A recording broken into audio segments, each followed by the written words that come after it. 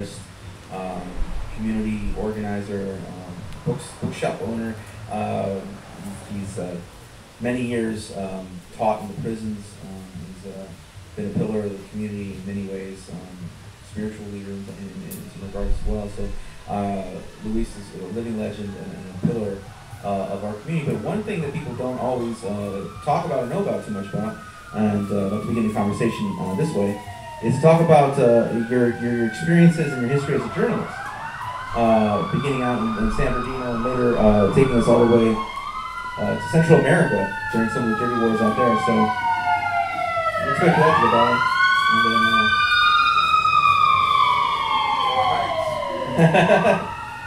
So yeah, Luis, tell us a little bit about your experience as a journalist. Well, you know, you guys should know that when I got out of all the gangs and jails and everything, I got into industry. So LA had more manufacturing than any other city in the country. People think it's the Rust Belt, Chicago, Detroit, and they're there, but man, LA had more. I worked at the Bethlehem Steel plant. You guys don't know this, I'm Slauson. I worked at the GM plant at Southgate. I worked at Boyle Heights. There was a Chevron oil refinery. I worked there. There was all these. I did pipe cleaning, welding, all this stuff. Well, those plants were gone. They were dying. And I always wanted to be a writer since I was in the streets, because I was homeless for 3 years and my refuge was the library. And I love books. Why me? I don't know. I was the weird homie that used to bring books to the barrio. And some guy told me, hey, that anybody make fun of you, and either inmates or anything. Homie never made fun of you. The ones that made fun of me was they didn't like me. I wanted to do more English classes, but you know, all our students crap. We're supposed to do this for us, you know how that goes. All these students that put in the work. I wanted to go to a higher end English class, it wouldn't let me. I wanted to be in journalism class, it wouldn't let me. This is high school, it wouldn't let me. So the only ones that really messed with me was the school, not the homies. Homies accepted me. Yeah. Homies accepted me. That was this thing. He's a weird homie, but he's a homie, you know, so it was no big deal. So years later, when I was getting out of industry, I decided to go here, live in Boyle Heights, and I went into the Eastern Group publication. They were right here in Soto, and Old Bolton, said the Charlie. And I walked in there and I said, you know what, I want to be a writer. And he said, okay, but you also got to take out the trash, sweep the floors, and I said, oh, okay, I'll do that.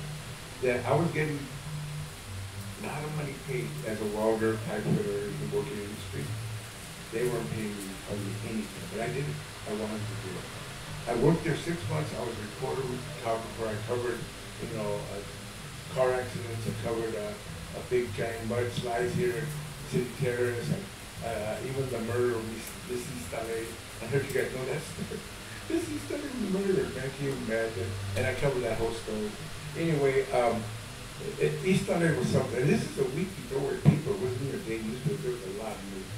So 6 months later, I got into a summer program for minority journalists in UC Berkeley.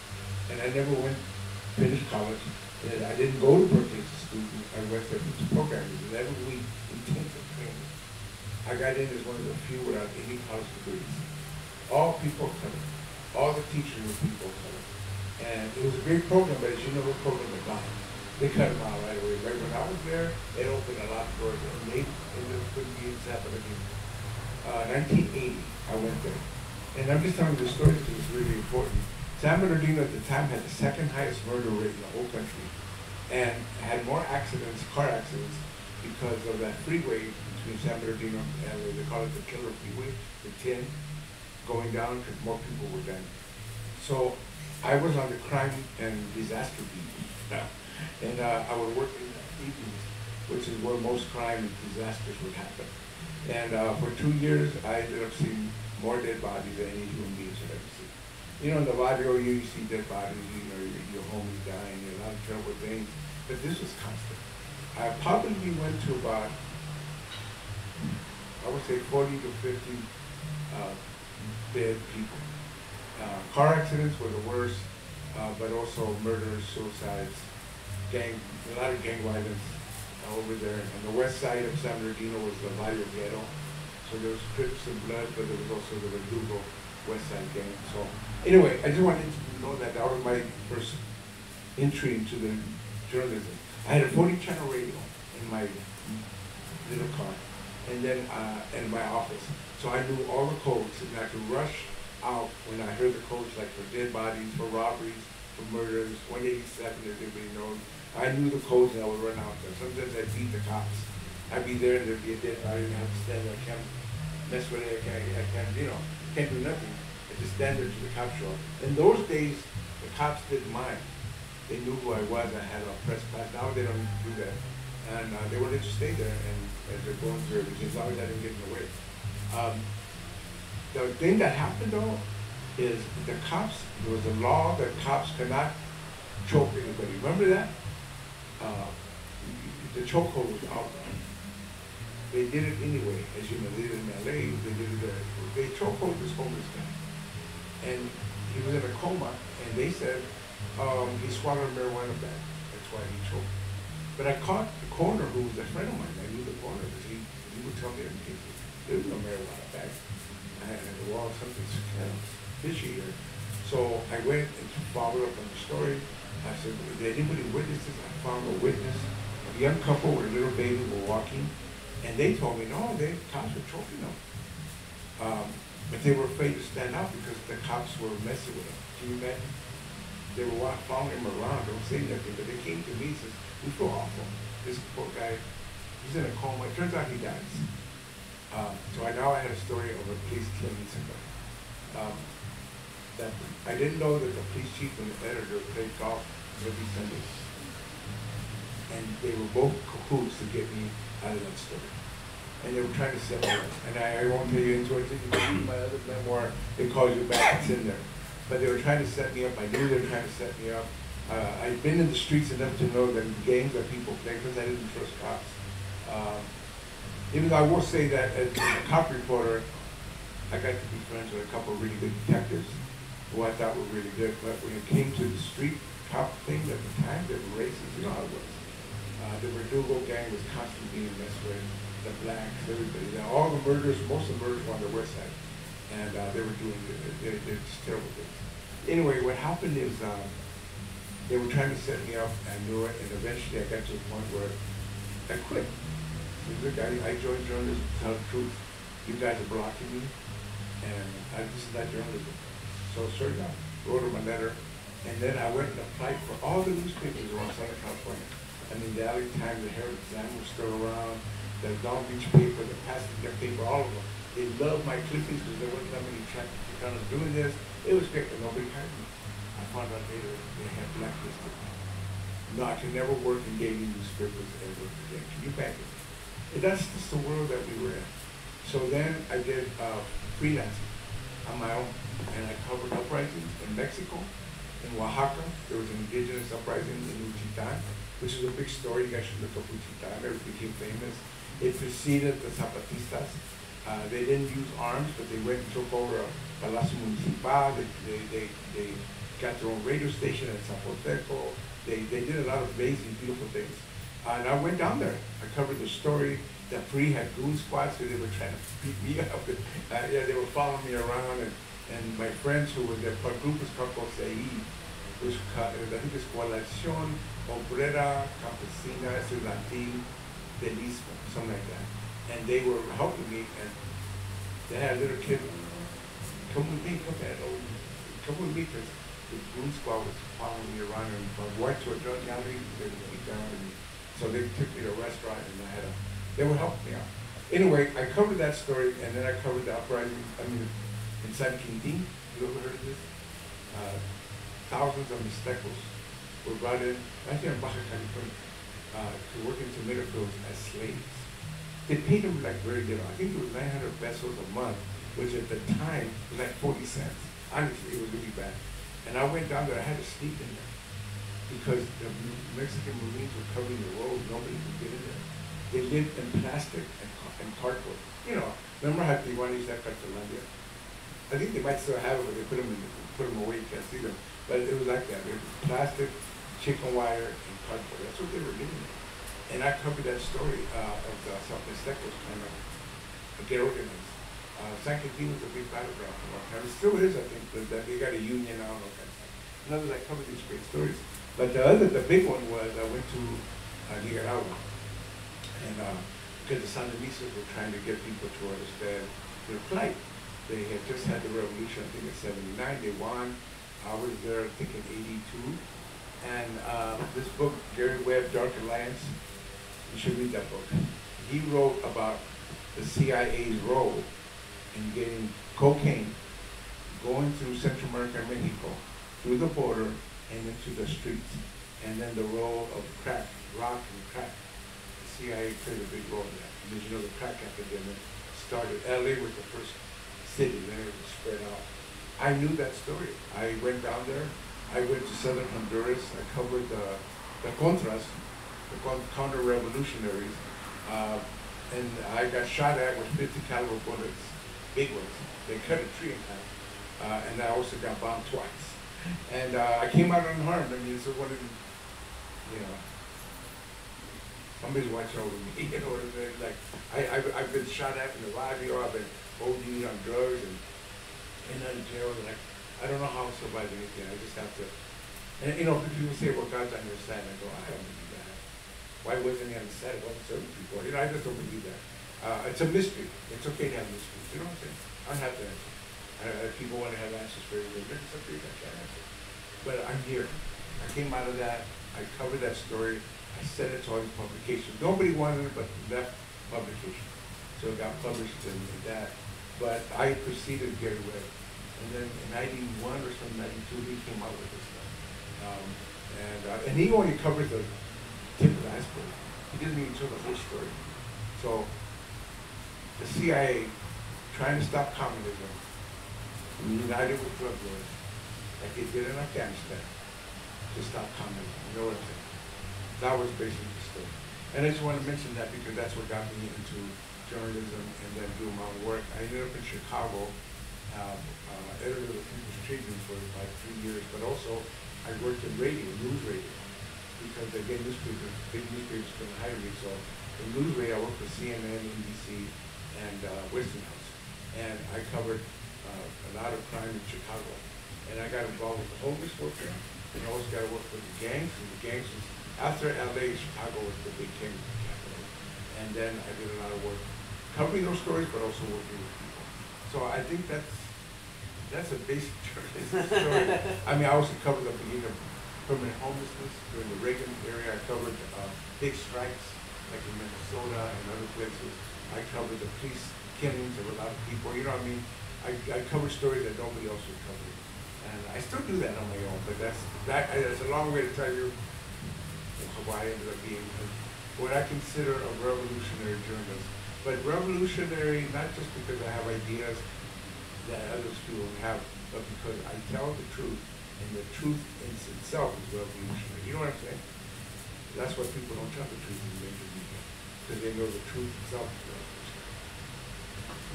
Thank you for that. I wanted to start off with that. So oftentimes, you know, you're interviewed quite a bit, but that's usually not the focus. So we want to really highlight that to focus on some of the scope of some of the work that you've been involved with. But you're known a lot for your poetry and for your memoir, for your great speaking engagements as well, and community community organization and really uplifting so many people. But I want to get into some of that. I want to start talking about your poetic journey. So you have a very, very famous story about first getting involved with poetry by seeing these amazing poets and how it spoke to you and how it really transformed you. So can you talk about that experience of being transformed by that one night of poetry? Well, I started to write in jail and juvenile hall, but I didn't know what poetry was. I didn't know I was doing poetry. I was just writing good stories. And when I was 18, somebody helped me send some of my writings to a contest in Berkeley, and it was the Quinto Sol Chicana literary contest. I got honorable mention, which is a big deal. I never won anything for writing. Yeah, I was 18 years old. It was 1973, and I had They gave me $250, which is a lot of money in those days. And especially money that wasn't criminally inclined, you know, but money. And then they brought me on a plane to go to Berkeley to get the award. I'd never been on a plane my whole life. So I have a poem where, you know, I've been shot at, I've been razor blades to my neck, I've been beaten, and I never was scared of being in the body. I never was scared of being a juvenile. I was a murder's row when I was 16, all this stuff. I was scared of death that plane. I was scared, man. Anyway, I ended up going over there, but I was also on heroin for 7 years, and I was already starting to get hurting really bad back then. So I was there in a hotel. I'd never been in a hotel before. And I started, I got to go down the street scoring. You know, I know I would find it. You always find heroin anywhere. So I was going to sneak out of there. As I was sneaking out, everybody was lining up in the lobby because they wanted to go to reading the poetry, which I had no idea what that was. And then they saw me, hey, come to the reading. I go, oh, damn. Okay, I'm going to join them in the reading, but I'll sneak out. I'm sitting in the back and I'm going to sneak out. Okay. So I'm going to this reading, and there was 3 of the best performance poets of the time. It was Jose Montoya. You guys know about him, the Chicana poet. Famous, you should look him up. David Henderson, who was the leading black performance poet at the time, and Pedro Piazza, the Puerto Rican poet, amazing, all 3 of them. Man, they were like the biggest things going. I don't know who they were. They get up and read, and I'm getting kind of, sneak out of here. And all of a sudden, they get up and they're reading. And it's kind of hard to say why, but I got really taken by it. I'm listening to these men. I wish there was women there, but it was all men. And the power of the words, their presence on the stage, the politics was always revolutionary. They had laughter, they had humor, they had all kinds of things going on. They had really serious topics, and I'm like totally, pretty soon I'm paying attention. Pretty soon I'm getting engaged. And I'm like, this is amazing, I never heard poetry before. And I didn't go down the street. I was like really into it, and it kind of opened me up to, wow, maybe I should figure out what poetry is. And then I started to look at poetry when I was in the library, wherever I read. Mainly the black poets, because there were no Chicano poets that they probably were there, but they weren't in libraries. It was mostly black poets. Down L.D., who became a friend, Hakim Madhuri, he had a great book called, I think it was called Scream, Don't Cry. That's a great book. Nikki Giovanni, Sonia Sanchez, the early days, all these black poets, and then reading books like Pedro Piazza, Perry Thomas down these main streets, and reading George Jackson, and, you know, James Baldwin, all the mostly black books. That's what opened me up to poetry. And again, I didn't know what poetry was, but I was already in that road. And when I could, I was here in East LA in the mid-70s. I showed up to do a workshop, and there was a body writers workshop, and I showed up in there, and they helped me develop poetry, what to read, and we found other poets, and I had a community of poets, and we started 2 things. We started Chismete magazine that we published poetry in. We started the Laza reading series over Self-Help Graphics, and even Sister Karen gave me an office there, right there on Old Brooklyn Avenue. I had an office right there for the literary program. And when they do the history of self-help graphics, I noticed they never bring us up. They bring in the great prints, they bring in the art, all that great stuff. They leave out all the literary stuff we do. We do a lot of stuff. We also started a gallery in Echo Park. The first gallery, this is before white people took it over. It was still radio, and we called it Galería Ocaso, because it was on Sunset, you know, La Casa was the Sunset. So it was beautiful gallery, all Chicano, man. We were kicking butt, we had performance, we had great artists. Kronk came in, you know, Kronk, the great Chicano. He came in there painting all the walls. I told him, get your paintings here. No, he painted right on the walls. Yeah. So this is the level, this is the early 80s, 70s, early 80s. We were doing it. Years later, I went to Echo Park, and now it's all white galleries and white people. And I walked in there, and I felt so like they didn't even listen at me, what are you doing here? And I feel like telling them, dude, we started the first art gallery here. You guys weren't even around. You guys weren't even nothing. And now there's only white people in the gallery. So anyway, yeah. So do you remember some of the early people that you published with the magazines out of Self-Help Graphics? Yeah, so we published Roberto he did his own little journalism. He did some short stories. We published Marcelo Gamboa, who was the leading Chicano poet at the time. It's too bad that he died before he became well known or famous. He's really important. We published the Victor Valle, we published Que Te Amo Quiñones, we published Elena Miramontes, that ended up doing fiction. We published a lot of really famous people that we were famous at the time. We became famous years later. Elena now teaches at Cornell, and Roberto Rodriguez became famous in Dr. Chile, and Barbara Carrasco, the poet, the artist, did all the art for us. And so we had a really good crew of doing Chicanas, doing amazing work in the late 70s and early 80s. Again, we didn't get no recognition as they were working with Asco. As you know, they were doing stuff that was close friends with them. Like Sedillo was part of our crew. So we had some really good people. It's very interesting you mentioned that Self-Help Graphics, the history of Self-Help Graphics doesn't really mention the literary arts as much. And I think that's probably because people that continue, the work that continues at Self-Help Graphics is mostly based in the over fine arts, the visual arts. And there's not like this, there's nothing current right there with literary that has been for a while. But Beyond Baroque is a place that has a long literary tradition. And Monazar Gamboa was once the director there, and that has been completely whitewashed from history. Can you speak to that? Well, at the time, I think they were mostly racist. Beyond Baroque was white people. We were trying to make a breakthrough. Yeah. The one person that really broke through and wouldn't give up was Wanda Coleman, the black poet. She was from Watts, and she became a good friend of ours, and she was very well known because she was like kicking butt. And then I think she helped get Manasada. He became director, started a magazine called Obras, I think the first magazine that published my work. And then they kicked him out because they didn't want Chicanos. They just didn't like this stuff. So yeah, we had battles, man, just to get known. I remember we did a big meeting at old downtown on the rooftop, and we had these called Cholo punk bands, Brad and Felix and the Cats and Plugs. We had them all there. And we were both screaming in downtown LA with our poetry and the punk, Chicano punk, you know what I'm saying? We were all there just yelling at downtown, fuck you all. We were all a bunch of crazy, and it was, pretty no one known that we were doing these meetings to, fuck LA. It was just, it was like those days.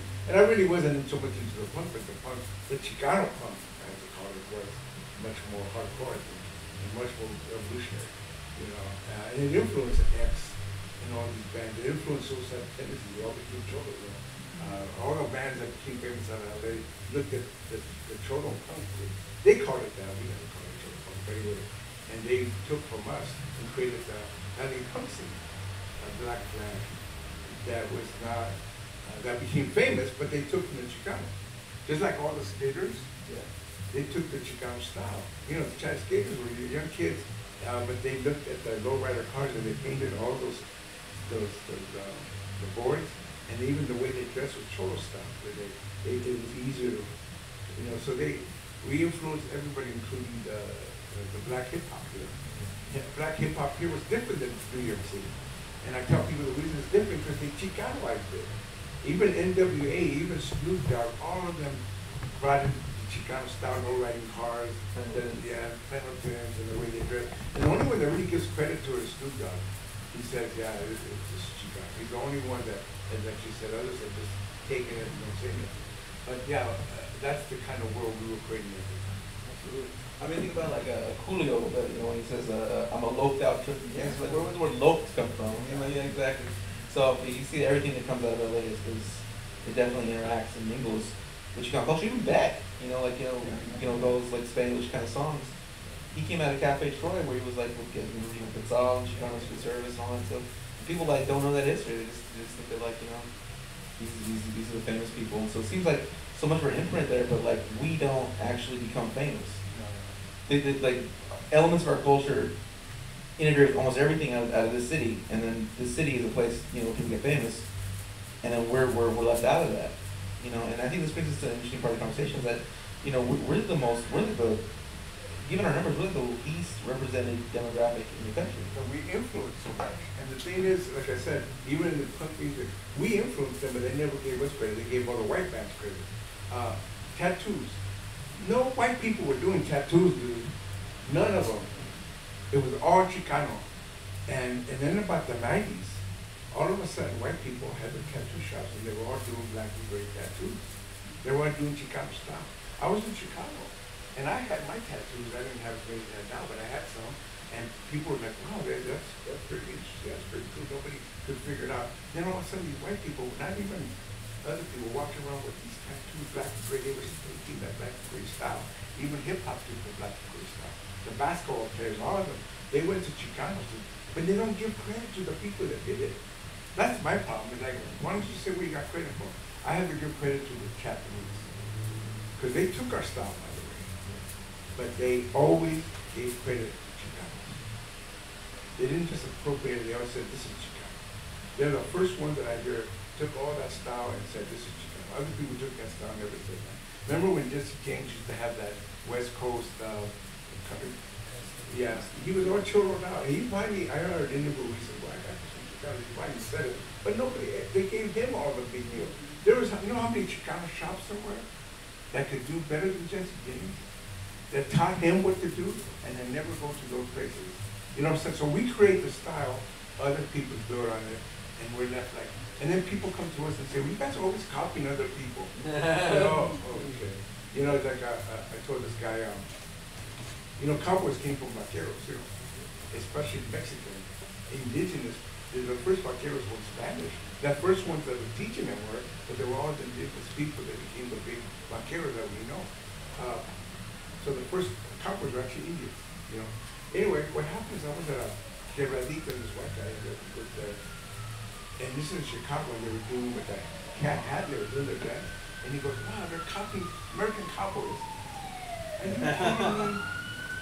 they're not copying nothing. They originated this. He had no clue. He thought the American cowboys came and made this up and not like they always think that somebody says, oh, Mexicans are copying hip hop. No, we're not copying hip hop. We helped create it, we co-created hip hop. Hope you know what I'm saying. Hip hop came from the Bronx and did it. But it was also black and Puerto Rican. So they keep throwing the Puerto Rican side out. But then when they came out here, it was awesome. In fact, the first people doing hip hop in the late 70s, I saw it, were all our gente. It wasn't even the black community here. It was all our gente. I know, I was all known. They were the first ones jumping on hip hop and the graffiti style combined with the cholo style, you know what I'm saying? And even cholo style become hip highs, but they brought the cholo style into it. Anyway, I just have to mention all that we create these things, other people take them, and then they don't know that we actually have to do with it. Absolutely. I mean, I think the other one that kind of like comes to mind is you know, was it House of Pain, right? Yeah, jump around. And so they have, you see him jumping around or whatever, but he's dressed like a cholo, but it's supposed to be like he's a tough guy from Boston or something. But that guy's actually from Pacoima. Like, I mean, that's the story of Everlast. He's actually from Pacoima. So it's kind of like funny. I mean, that's what they do. White people were from LA imitating Chicago. But you know, but this brings us to the thing that the thing that brought you most attention, brought you most fame was the of course your memoir Always Running, and then you've had some conversations with people that were interested in producing, but they wanted to make some changes. Can you feel comfortable discussing some of that? Yeah, the book's been out for over 30 years. This fall we're going to do the 30th edition of Always Running. Samuel Schuster. It's going to be a new introduction and everything. I've been dealing with Hollywood for 30 years. The reason it doesn't get done is because Hollywood is a holy mess when it comes to our people. They give lip service. And even when they did American Me, Blood In, Blood Out, it was an Americanized version of our life. I've seen those movies. I know people, they like the Blood In, Blood Out, it's kind of a cult. But Taylor Hackwood, because I knew somebody that was in the movie, told him, don't be that Chicano. And the Chicanos made sure it was Chicano, you know what I'm saying? They wanted to be more like black people. So he told him, talk more like black people. He took a lot of the caliche, the hello, because it was too much. He wanted to talk more like the street. So if you listen to Blood In, Blood Out, they're talking more like blacks in Chicana. You know, there's parts of Chicana culture in there. And I think it was Jesse Borrego and Benjamin Brad who brought it in. But I mention all that to say, once they did that in Villa Loca, they didn't want to touch no more. That was it. And so I had a book that's not a gang book. It's a story about Chicanos in that world, how they fall into it because of racism, the police, whatever's going on at home, and also the struggle of the revolutionizing of our youth and how some of us got out of it. They didn't want that story. So I had one of the worst stories. I had an agent in Hollywood, and they make like 20% of whatever they ask. And this is a big agency. And she went and she said, oh, I got the studios interested. And they want to give you a lot of money, millions of dollars. And for me, that's an abstraction. I don't need that. And to be honest with you, I don't want millions of dollars. I wanted to have that story told well. So I asked her, well, who are these people? Can I be involved? And they said, no, they don't want you involved. They want to buy your rights. A lot of people do that. A lot of writers sell their rights and walk away. That's why they hate the movies made of their books, because they walk away. I said, what's your fault, you know? But I wouldn't do that. But anyway, finally she tells me, okay, it's a big studio, and they want to give you millions of dollars for the rights, but they want to make them all white people. I mean, I'm like, I was so mad. We yelled and screamed at each other, and finally I said, you know what? And I never do that, but I was like, you should know better. But she gets 20% of millions of dollars, so for her it was a terrible loss. I said, you're not going to do my book, you're not going to do my book. So I've had other horror stories, right? That's just like the worst. Other ones I can tell you where people, I had people like Don Kusama was going to do over. And then that one got close. We got $3.5 million from one small independent. And John was trying to do it. And then what happened is the housing crisis in 2008 came, all the money got pulled out. Little things like that. I can tell you more. I'm kind of glad that all these years it hasn't been done, because it would have been done wrong. I don't know if it will ever be done, because I gotta be involved. If they don't want me, then it's not gonna happen. But I got now a little team, and we're trying to get it done. A guy from Mexico, a Chicano, and me have put a little team together to try to get this movie done. And we'll see what can happen, because again, I don't want it to be a periphery. You know, Chicanos make good movies and nobody hears about them. But I also don't want the big studios. We're caught in that dilemma. You know what I'm saying? But I think the idea is to make movies on your own, get the support you need, and make sure it's the story you want told. Otherwise, don't do it. So that's my, and if it doesn't get done, honestly, I'm fine. I'm good with it. So we're talking about what hasn't happened, but let's talk about what has happened. You know, the book was published, it's sold hundreds of thousands of copies. It's shaped so many people, so much of the field of memoirs and Chicano letters. And, you know, I've seen it happen. People come up to me and talk about how the book has changed their lives. So, you know, what is like, I mean, how has that experience changed your life? Well, you know, honestly, it was a big change. My wife's here, she knows. When it happened, I was totally taken by surprise. And I tell you, there's an alley uprising. Because a year before my book ended up getting published, 92 was uprising. Everybody was interested in alley gangs. And I happen to have one of the alley gang books. The other one was Monster, Sonika Shakur. Both the books came up. He sold probably as many books each. I can't tell you the exact number, because I think Simon and his sister is trying to rip me off. That's another story. But I think it's 500,000 copies. And the only reason they don't tell me that is because I think they owe me a lot of money. You know, that's the story. But the point is, it got really big. I quit all my jobs, and I had to thank Trini, because she took a risk with me. I quit all my jobs, and I'm going to dedicate pushing this book. The first year, I went to 30 cities in 4 months, something like that. I just went all over the place. We got a grant, big grant to send me everywhere, all over the country. I ended up on Good Morning America, I ended up on the Oprah Winfrey Show, I ended up on Entertainment Weekly, we got magazines, we got some lot of attention. And I was amazed, and it got so big that I never turned back. I've never worked again for anybody else. I've worked for myself since then. One of the good things about it was we got our first house together with the money that I got. Because also got a lot of publishers. We got like $500,000. That's my telling people. $500,000 with advances and royalties and publishers. That's a lot of money for a Chicano. I worked in the industry, I worked, and I never could make that kind of money. But here's one thing that me and my wife decided. We had to come back to LA because my son was in prison in Illinois. And I have 2 other sons and a daughter. I didn't want to lose any more kids. And we lived in a rough neighborhood in Chicago. And I go, you know what, we bought a house there, a nice house, but we didn't want to lose any more kids. And we have family in LA. So we came back to LA in the year 2000. And we sold the house in Chicago and it helped us get the house that we got in Sacramento. But then we got some extra money. And I always tell people this, a lot of writers, and that's their prerogative, that make big money, they buy Lexus, they buy a swimming pool, they buy with 3 kids.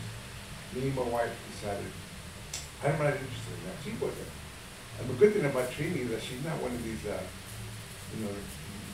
loopholes, if you want luxury things.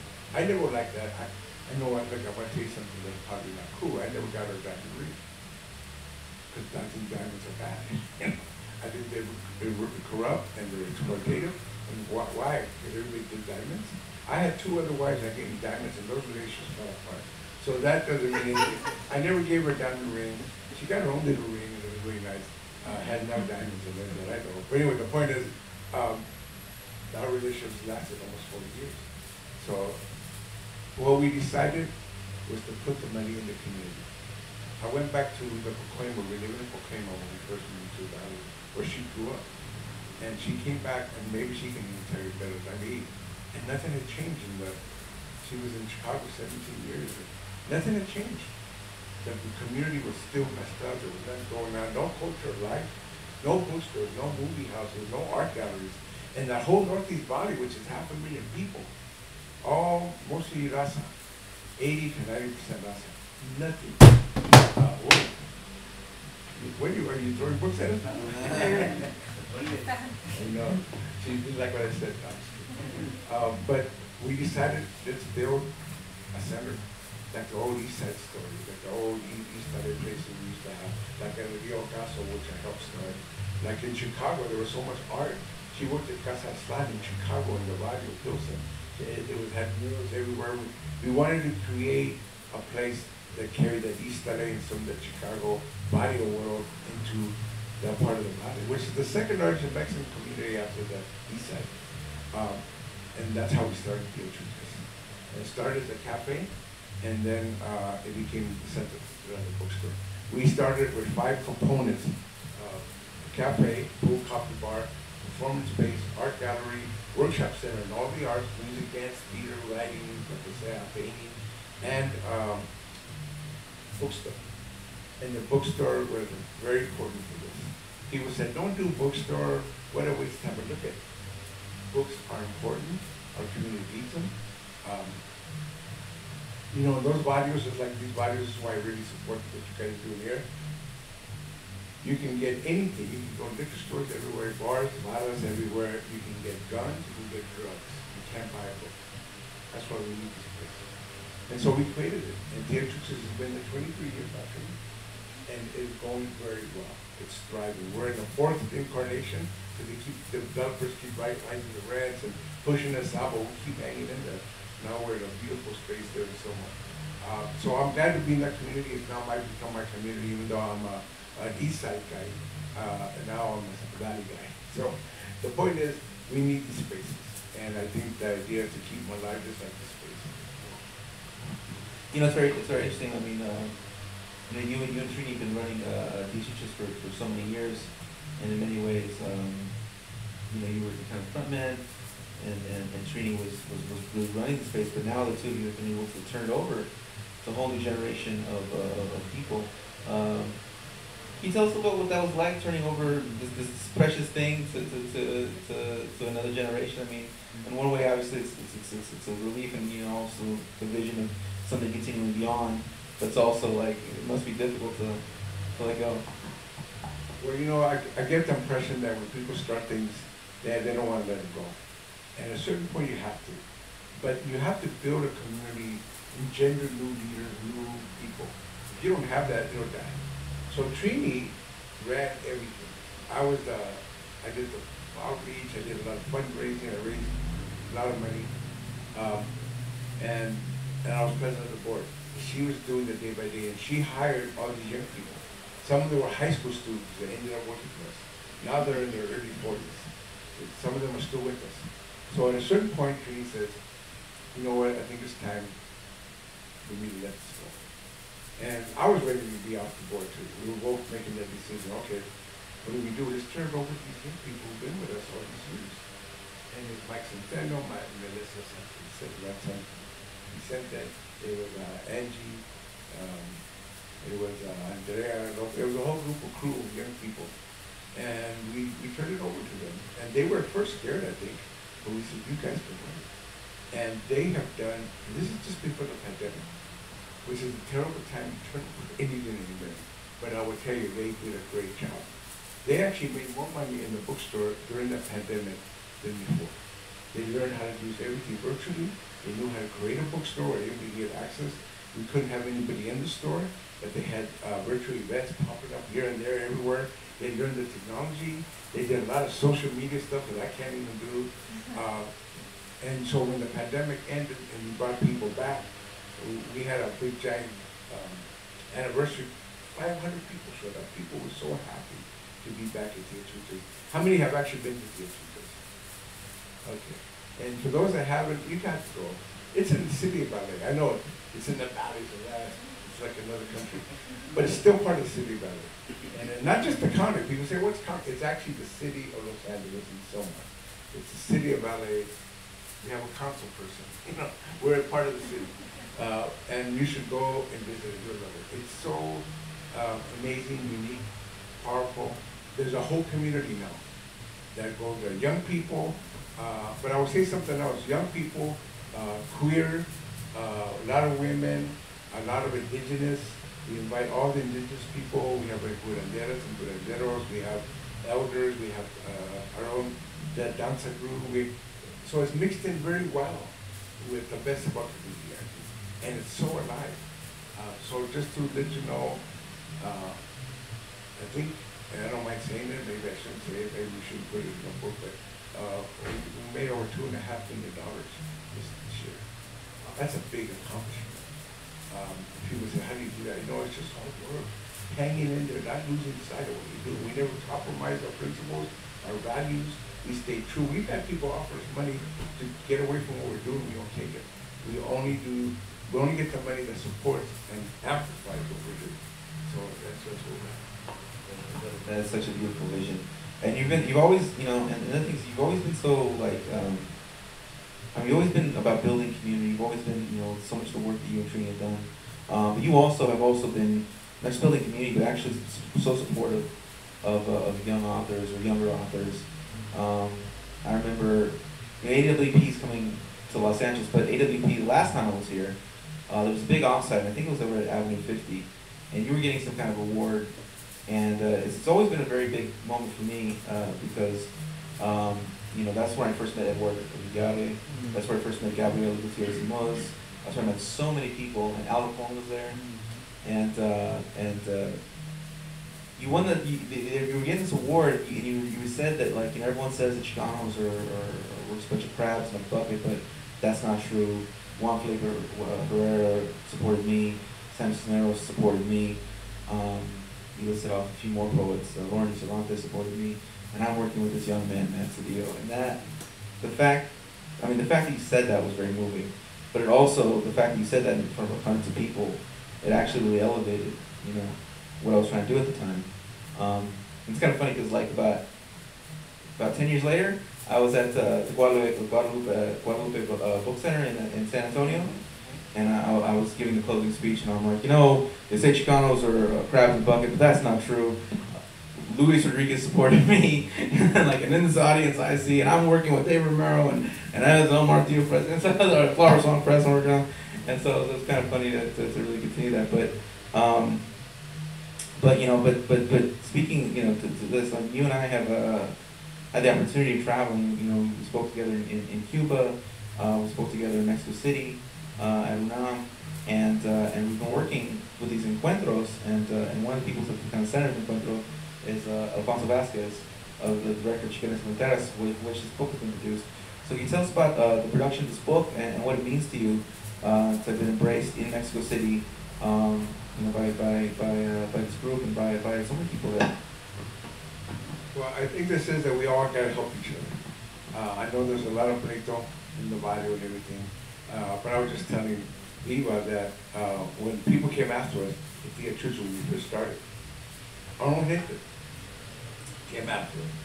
Because that part of LA is all raza, Mexican Central America. It's not nobody else. There's no white people there really. There's blacks, but not that many. We had enemies there. And I told Trini and Trini agreed. We're not going to put any energy in fighting that. We're going to put all our energy in building. And it turned out better because all those people are gone, we're still there. So I really feel that as Chicanos, as raza, as gente, as pueblo, we need to help each other. We have to pick somebody up. We have to train others. One of the things I did 35 years ago was create the Teacher Press. That became the basis to create the Teacher Center Cultural. And the press was to help other poets. I was always running, I was getting well known, but now, what about other people? So I published over 100 young people. Some of them became famous, some didn't quite do as well, but a lot of them did very well on their own because we gave them a book. We gave them a book that people could read. And they had to get them to go out, because I wanted quality too. I wasn't just gonna publish a bunch of people and then the books. These are the Press books right here. You should look at them, except for my two books. And I only published my first book. I never published myself after that. I will say that one of the best ones is this great book. We were the first ones to do the Wandering Song, which is Central America writing in the United States. This book is now in colleges, universities, in courses, in English, but also in Chicano studies, but also Central American studies. Because there was no book covering the Central American writers in this country. It's like we were doing Chicano anthologies, so I wanted to do anthologies for familia from Central America that's now in our community, I get that people say we have a lot of hassle between us, but I always tell people there's so many Salvadoran Mexicans running around, so it could be that we're gonna have that much hassle, you know what I'm saying? But anyway, the idea is that we all have to help each other. So the Teacher Press was to help our people. I know what you're doing with Martillo, that's the same thing. You're helping elevate people. That's very important. Like the Teachers, we don't ask them to put money. We do the money, you know what I'm saying? There's some publishing houses that, and I get it, I have no issue with that. They actually put the money in there because it helps them. But I don't do that. If I pick you, I'm going to do your book. And you get royalties. That's just the way it is. The other thing is that I have to say something about Matt did, because, me trying to say, what I loved what Matt was doing, first of all, his energy is amazing. His energy is all over the place. He has a fire that keeps going. But the other thing is that he's also helping others too, right away. He's got the same idea. He's helped so many. He's even helping me, an old dude. He's opened doors for me. I ended up in Havana for the first time because of Matt, and ended up going to Mexico City. That's how I met Alfonso and Chicana was there. It was through Matt. And so he's helping everybody as well. And I think that's what we got to do. I know Viva and all this is really a labor of love. And I know she's doing it under duress, and I know she's doing it mostly by herself. What a great, beautiful, courageous thing it is. I have to honor people that do that. Because this is a lot. You know how many of our gente are sitting around dying for places like this? So I think that's what we have to do. We have to support each other. We have to say, let's make it happen. We can't let the system knock us down so much. You get so depressed that you get paralyzed. And I always tell people because I'm depressed, I don't know what to do. I say, make a move, any move. Because it's better than sitting there, I can't do that. Make a move, man. And that's always helped me. I got very highly depressed out of the body because I lost all my friends. I lost, cops killed 4 of my friends. My family threw me out when I was 15. So I'm coming out of the body of life with no familia, no close friends. I had homies, but my closest homies were gone. And and I was on heroin, and I could be so depressed. But I learned that they make a move, any move, and I made a move, and it was good. And that move has been moving me ever since. I will say something else, because I've said this before and you heard it.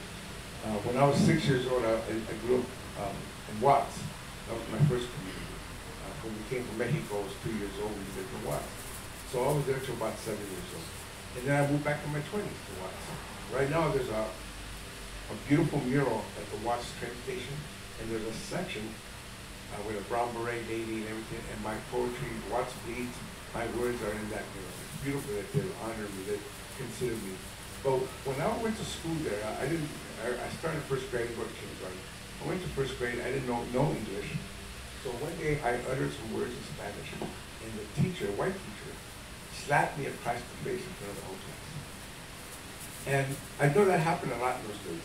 I'm not the only one. I don't think they do this anymore. They still find ways to mess with you, but I don't think they do that. They used to slap you, punish you, swat you, you spoke Spanish. It was the worst thing you could do. It kept me voiceless for so long. But it was also the catalyst for why I wanted to be a writer and a speaker, and why I don't want to be silent anymore. I don't forget that slap. You know, it made me say, I don't care. I'm a very introvert person. In the body, I was quiet. I just did things. I'm somebody that would rather do things than talk. Now I talk so much. I'm talking because we need those voices. And this is what my encouragement is to all of us, why we have to be a teacher, why art and literacy is a very important part of what we do. So that we have our voice, we have the strongest voice, and that we keep struggling for getting our stories out there.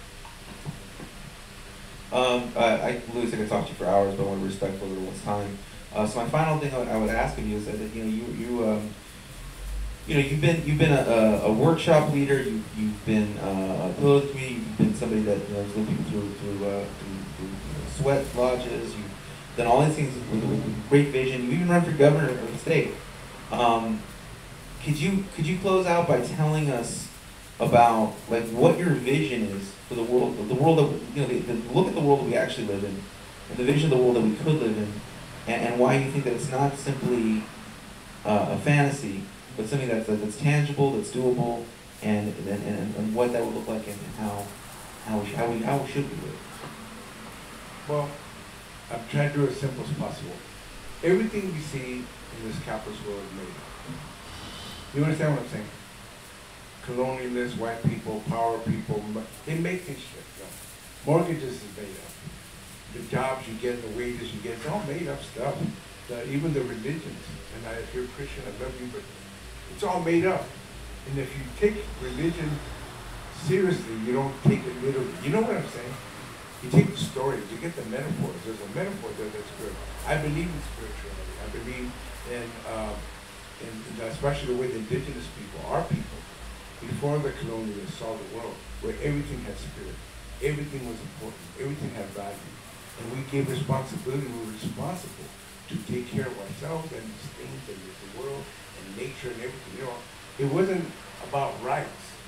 I mean, the Bill of Rights comes in, the Declaration of Independence, the Constitution, those are all limited warranties. You know, we didn't have nothing written down. As indigenous people, we just knew we had to have a relationship respectful to nature, to our own nature, to the nature relationships to each other, and to the divine. That's what we knew, and we always had that. Yes, people floundered, people messed up. I don't like to romanticize it like it was perfect. It was a world that struggled, but they had these beautiful relationships. And I think we can get back to that at a higher level. I'm not saying go back to a time 500 years of that technology. The technology, the way it's going, is hurting us when it can help us. It's hurting us because it's all corporate owned. It's owned by others. It's being used against us. You know what I'm saying? If a technology is in accord with nature, it can work in our benefit. So I am envisioning a world that our own ancestors had. I hope I'm making sense. Everybody's taken care of. The shared well-being of everything. Nobody was left behind. They talk the talk, but they don't do it. Where you made sure there were no prisons. You didn't need cops. You know what I'm saying? No homeless. That's the way it was. Everybody was taken care of. And that I think we can still have that, but now on a higher level. We don't have to get rid of technology, but get it to be used to align to our needs, instead of us having to align our needs to the technology. So anyway, I would just say that's the world I'm going for. I'm talking about a world that encompasses all of us, that keeps us all right. We won't need to be depressed, hungry, needing drugs, or even suicide. Our community is full of that. Domestic abuse, so much pain. Our own people. I don't mind saying this because it's part of my family, my dad, my and my sisters. That's awful in your own family. To see that, your dad, the one you love, you grew up with, you know? I didn't know he was doing this. I was in the streets. I remember my sister years later when it all came out, she says, I was always mad at you. And I go, why? Because you left and you went there to protect me. Oh my God, that's awful. You went there. You were the only one that stood up to my parents. And we took whatever they gave us. And oh, I felt awful. You know, I didn't know. But I have to talk about these things because we're all caught up in these traps that others have made. But now we have to stop being entrapped. We have to make a move. We have to have that vision and fight for it every day. Thank you so much, Luis. Thank you, everyone, for joining us. And I guess, do you know if they're over the crowd or? All right. There's no cumbias yet. My neighbors usually play cumbias right at 8:15, but it's quiet. So we have some time for questions. Questions? So. I want to hear from Yeah, you all. let me get them. Hey. Anybody have any questions or comments? All right, anybody, we're going to open it up to questions now, so we're going to have about 3 or 4 questions. Just want to say hello, Ivan. Thank you for coming and speaking with us. My question is for Luis. Being a Chicano in these like new areas where traditionally we're not represented, and being the first person of color in these areas, how was it for you kind of navigating these areas where it's traditionally whitewashed, or you know, how did you envision your career going, you know, in these areas where it's never been done before, from, you know, your background? Yeah. That's a good question. It was hard for me because I was always valued. When the doors opened up for me, because I was running, I ended up in literary worlds that I never understood. New York City got layers. The highest layer, there is no people of color. There's all white people. There are editors, publishers. They all help each other. They all know each other. I remember I got finalists for the National Book Critics Circle Award, which was one of the 3 big awards. And I went to a dinner over there. My publisher brought me over there, gave me a dinner, and then they invited me to the big gathering. I had a lot of fun by then. People knew my book. I was all speaking everywhere. That way, those people had no clue who the hell it was. They had no idea. It's a war they're not part of. This country's layered. So I'm known among a lot of people, and then I reach a level where they don't give a hoot. Their power. These are the big publishers. By the way, publishing is now owned by 3 or 4 corporations. And I'm talking about TV, media, as well as printing. 3 or 4 corporations control it all. And at that level, we're not even a footnote. So when you get to that point, you realize, man, we have a lot of work to do, but not to change them. We have a lot of work to do to find our own industries, our own businesses, our own ways of doing things. We have to create our own systems. You know what I'm saying? So to fight against the system, which you need to, this is all racist and everything else, we have to create our own systems, new systems, imagine new ways to do things, and do it the way our people do things. And I'm not against working with others, you know, I'm just saying that we got to do things ourselves. And that's what I'm trying to do. The Etruchas Center is part of it. We invite everybody. Everybody's invited, but people know it's indigenous based. People know it's raza. People know it's a community. We've combined that culture thing with the political thing. You know what I'm saying? Because you know how you used to be battling, well, you're for the culture, you're a culture nationalist, or if you're only for the class, you're a class Marxist, whatever. I combine all of it. You know, culture's part of what we do. As also, we have to have a class analysis. We have to know the world that we're in. You know what I'm saying? I don't pit one against the other. We got to bring it all together. Anybody else?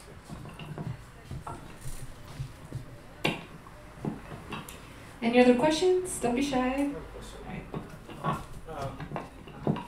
Well, thank you both for being here. It's great to have you, especially that I live down the street, so it's awesome to have great authors here in Boyle Heights.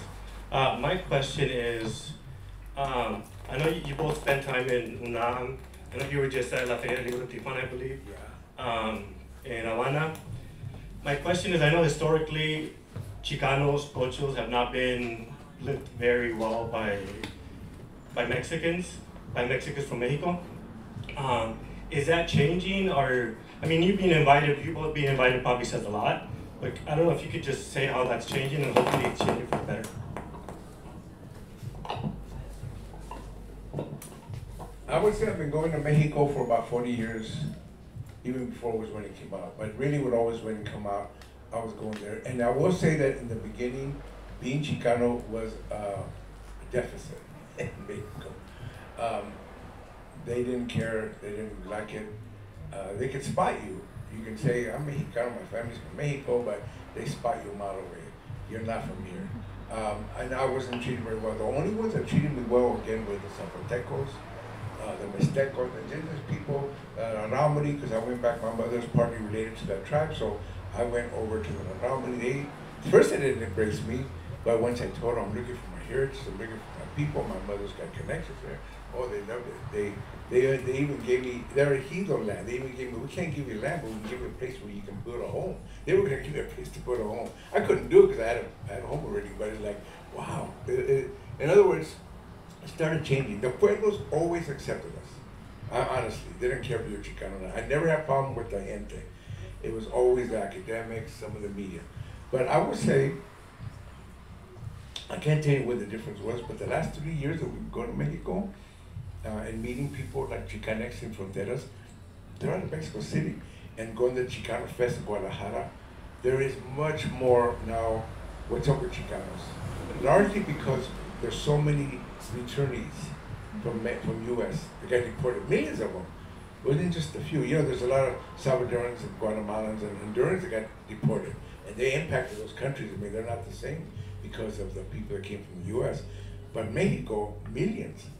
And the Chicano culture is thriving in its own way. We were in Chicano Fest last year, 200 lowrider clubs were there. They had a whole gallery of Chicano art.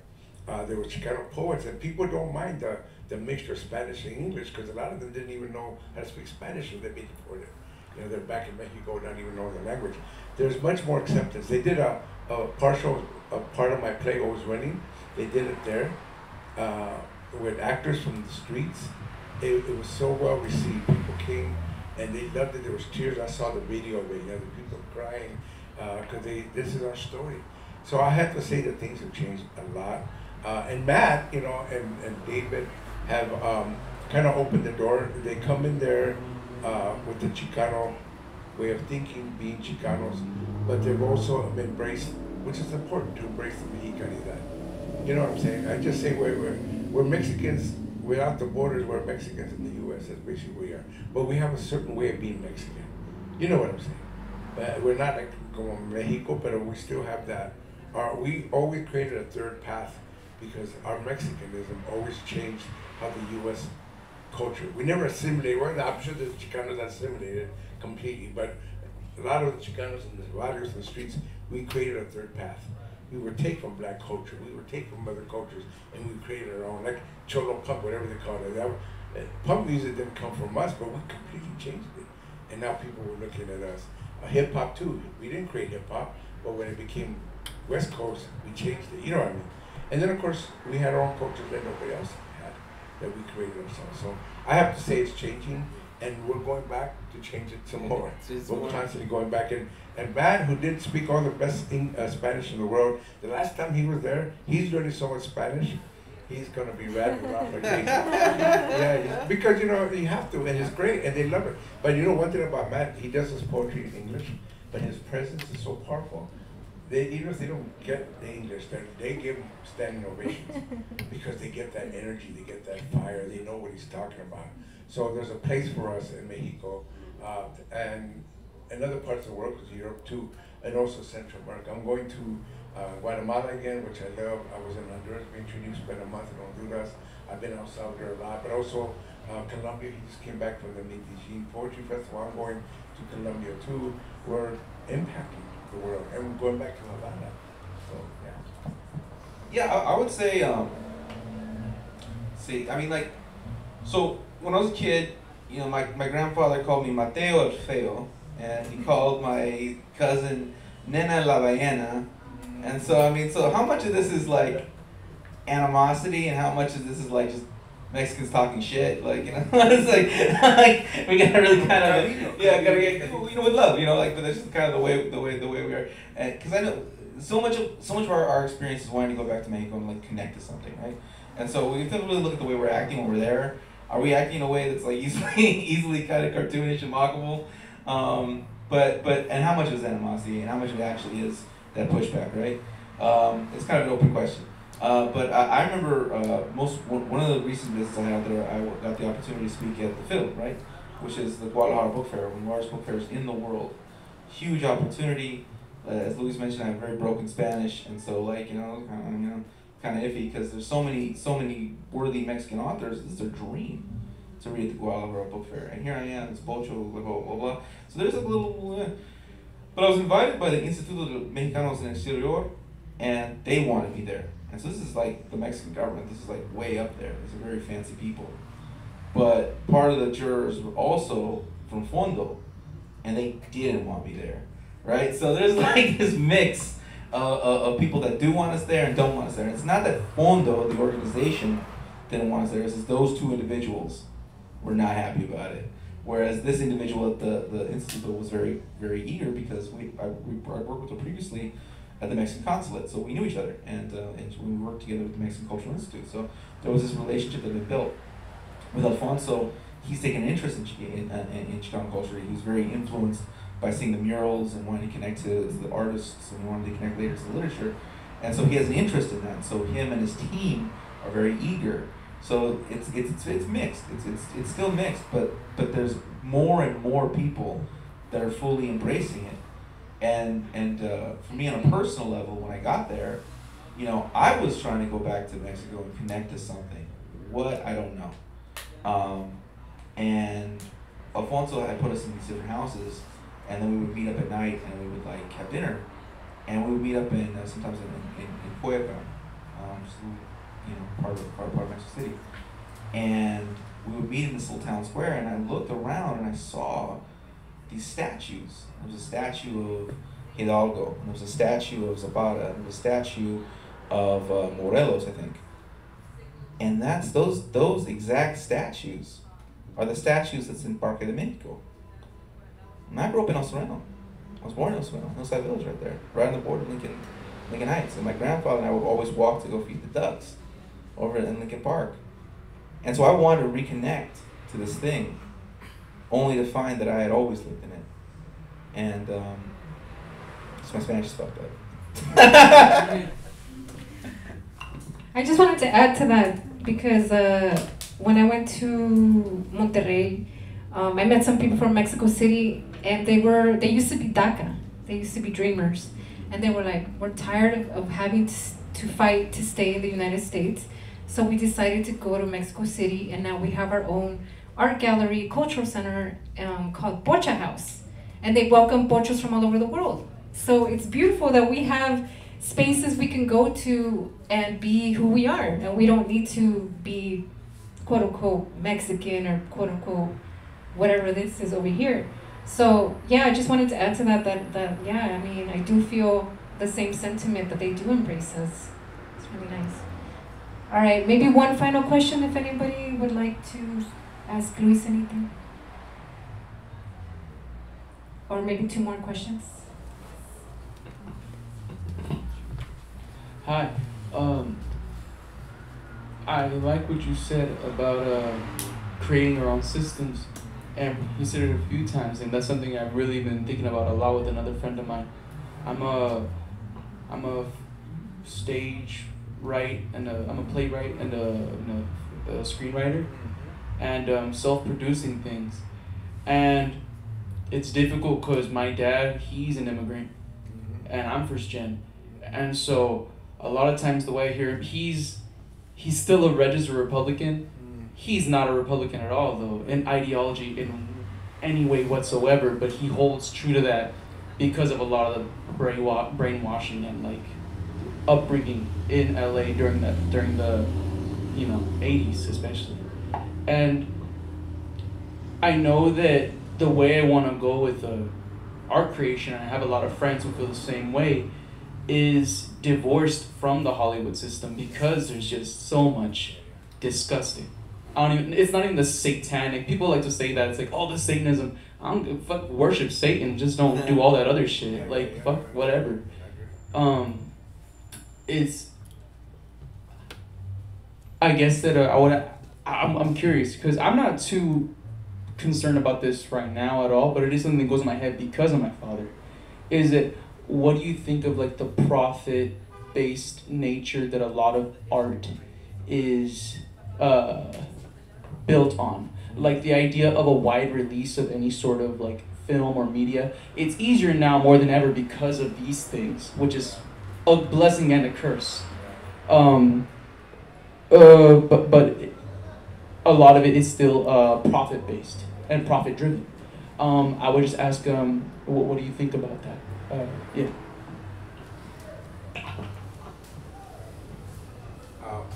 Profit is different than making money. Profit is a corporate thing. We have to make money at the Achuchas, but we're not corporate. You know what I mean? I have to make money with my art, my writing, my speaking. Profit is when you actually own the means of production. And that's a whole different thing. Hollywood is owned by a very small number of people. And at that level, we're not going to get in. You know what I'm saying? So what I like about us creating our own place, we have to carve our own road. The problem we're having is we don't have the funding. But this is where I think our energy goes. I know, Viva, I'm looking at you because all her energy to create the space coming out of herself with no funding, that's the kind of thing we need to do. I get it, we should eventually make a theater, just made it. It took a long time. Who knows, a few years from now, it maybe ain't gonna be there, who knows? But we're gonna keep pushing it. The idea of being is carve your own space.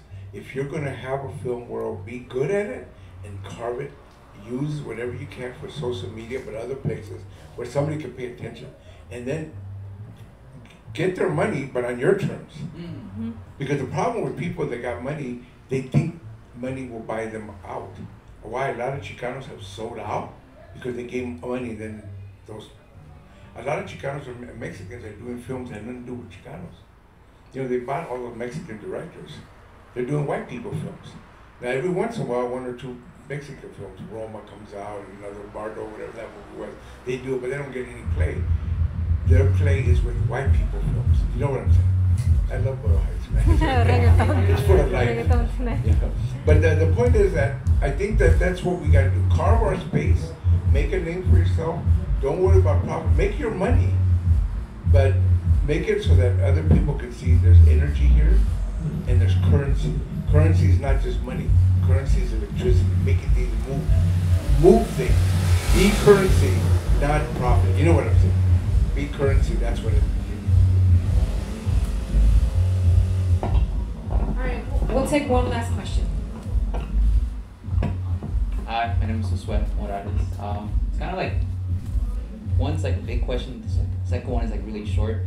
I just want to like gauge your brains. So the first short one is like, if you guys had like cafecito, like would you eat it with like a concha or like what type of bread would you eat it with? It's like, I don't know, I just think of those things a lot of times when I'm not here and I'm thinking of my family. It's like, I don't know, those little cultural things that we grow up with in our house. I just want to gauge your mind on that. But apart from that, kind of along the lines of what's been talked about throughout this hour and a half is like, how do you guys navigate like external pressures from different things? Like for example, like I know he was mentioning about him being first gen and having parents of immigrant status, and it's just like I feel like a lot of the times, especially for first gens or even people of second gen, no matter what generation, there's just so many identities that compose us that a lot of the times we feel, and it goes with like the Chicano identity, like you feel like you're not enough of one aspect. And I think it's already been touched upon, but like especially like I think of today's youth, it's going beyond like connecting with your Mexican side. It's connecting with your indigenous side. I myself, I'm Zapotec. My parents are Oaxaqueños, and I think over these past 2 years, I kind of tried to been part of that like reconnecting movement of like trying to understand who I am as a Mexican, as an American, but also as a Zapoteco, and being proud of those things without letting like external pressures get to me. Because I feel like it's super easy to be like, just don't give it attention. But sometimes, you know, it gets to you, like them, you know, some different people saying, oh, I'm more indigenous because I do this, or I'm more Mexican because I know this. And so like, I don't know, what advice would you give to, especially the youth, when they're growing up, you know, with a lot of like upbringing and a lot of things around them. How do you manage that? Oh, and also the final question. Yeah, that's good. That's a really good one. So let me start with the conchitas and the cafe. When we had our cafe, we had our own Dia Chucharros.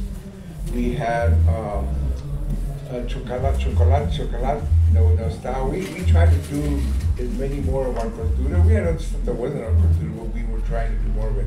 We no longer have the cafe because you know that we got pushed out of one of the spaces, and we had all our stuff in a warehouse, and they got some crystal meth heads at the time broke into the roof, stole everything and broke everything else. We lost all our equipment.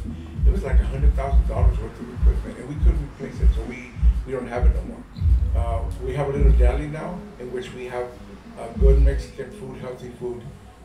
We have a guayaba kitchen that comes from us that do the food there.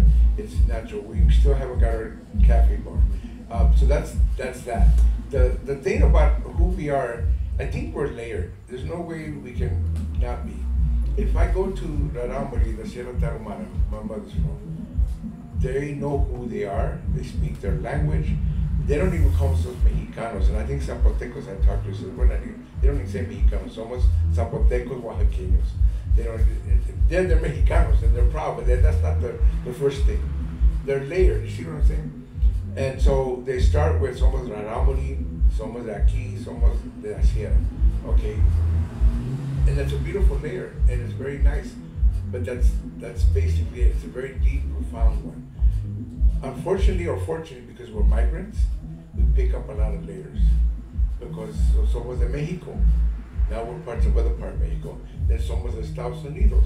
Then somos de este barrio. Then we got layers, and then we speak English besides, maybe we know some indigenous language. I know a couple Raramuri words when I was over there, but I mean, I'm not really Raramuri in that sense. And then I go and I know the street Spanish, and I know the colloquial, the Spanish people speaking. The English is the same way. I know how to talk like the barrio people, but I also know how to go to lectures and lecture gallery. See how we are? We can carry all of it. It's magnificent what we can do as human beings. So you can go and say, I can go to any setting and be competent in that setting. I can go to any university, the way you speak, your knowledge, where you've been, but you also can go to Oaxaca and be among your gente. You know what I'm saying? You can go to the barrio and you'll be okay. When I was homeless, it taught me that I can be in any environment, including among homeless. So I did a lot of work with homeless when I was in Chicago and other places. And once you've been homeless, you always know how to be among homeless. You know what I'm saying? When you've been to jail, and now he's doing this work. I ended up going to teach in prisons for 43 years. And now he's taking up some of that work that I did, and he's doing it. So, in other words, being literate means, literacy, as my wife always point out, is being confident and competent at any level. You know what I'm saying. If you're gonna make films, be good at it. Be as good, and I got Chicana filmmakers who can do films as good as anybody.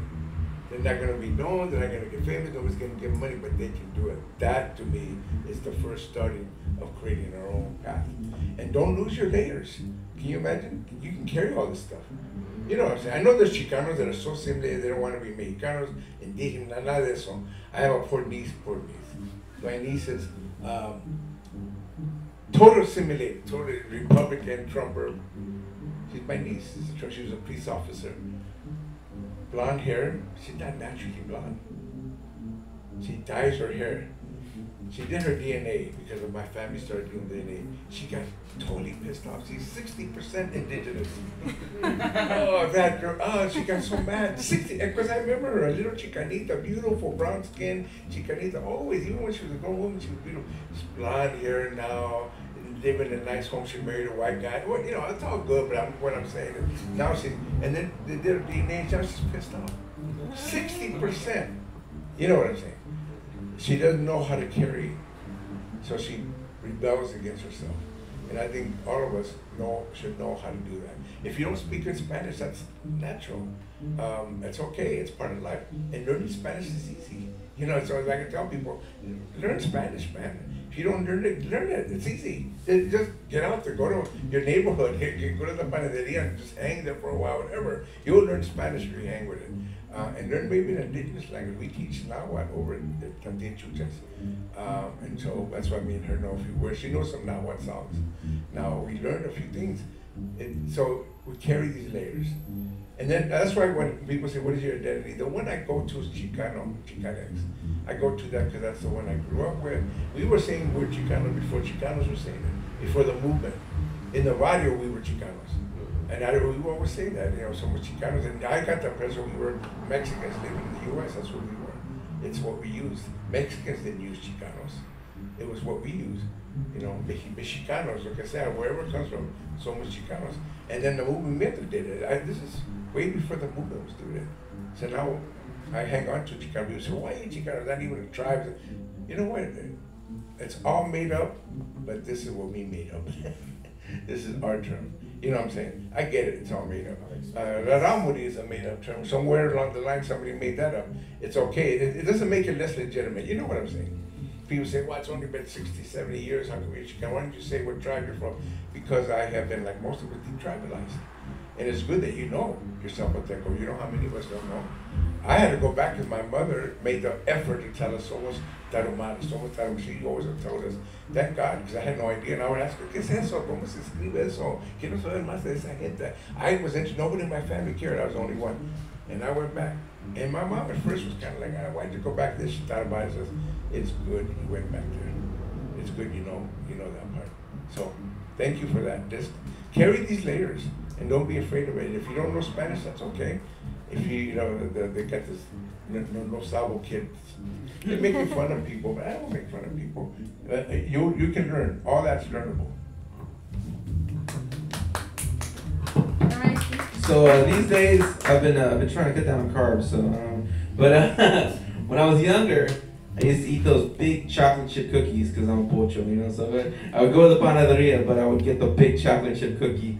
So like that's the real. I think that's a real. But you know what? I think that makes me an authentic. I think that's the most authentic Mexican American kind of Chicano hybrid thing you could do. You go to the panaderia, but get the big cookie. But as far as the other question about identity, you know, I think that these are very interesting questions. I mean, there's part of my dad's side of the family that live in New Mexico, and they've always lived in New Mexico before the borders crossed.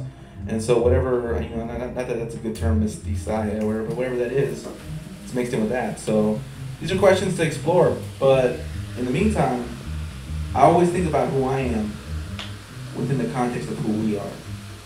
And then I ask the question, what do we need? And then I do my best to do my part to fight for that. And that gives me a sense of purpose, a sense of direction. That's all. All right, thank you, Matt, for hosting this interview, and thank you so much, Luis Rodriguez.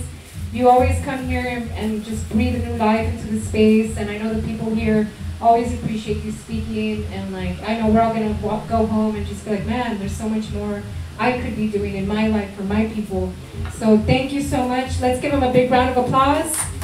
And please buy a book. He can sign the books, and please support the store. I appreciate it. Feel free to take pictures with Luis, make him famous again, because you know the work continues. So yeah, thank you all so much, and have a great night. Thank you.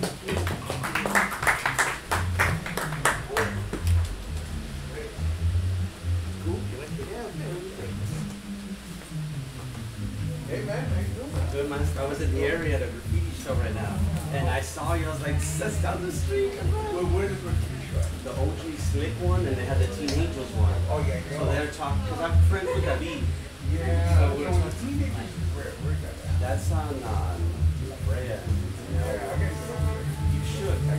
I brought some guests over there. Yeah. They asked me really quick. They asked me, so what is it? And I go, that was the only book that we could see ourselves perfected in. And then they're like, what? And I was listening back. There were brown people, the writing, and then